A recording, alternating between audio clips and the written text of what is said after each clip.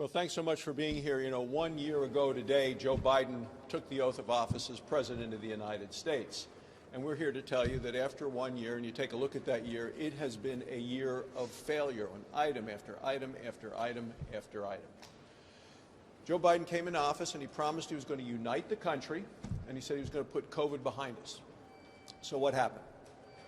The country's massively divided as a result of President Biden, and he's left behind all of the major issues that the American people care about.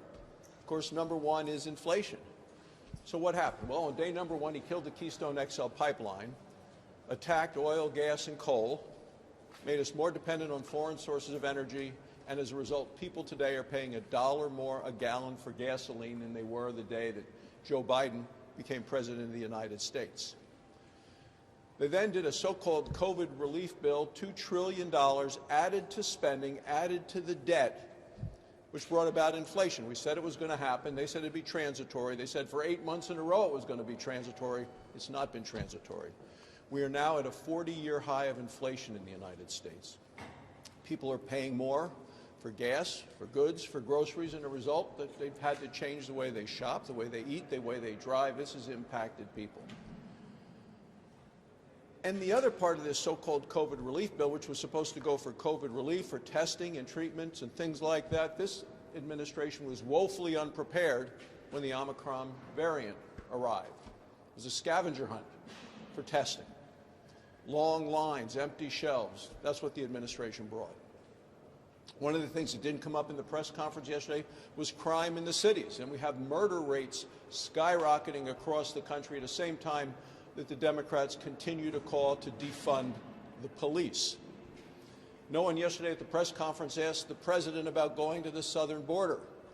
But so many executive orders just opened the southern border to the point that 2 million illegal immigrants have come into this country since he's been president. And we're talking about criminals, drug dealers, gang members.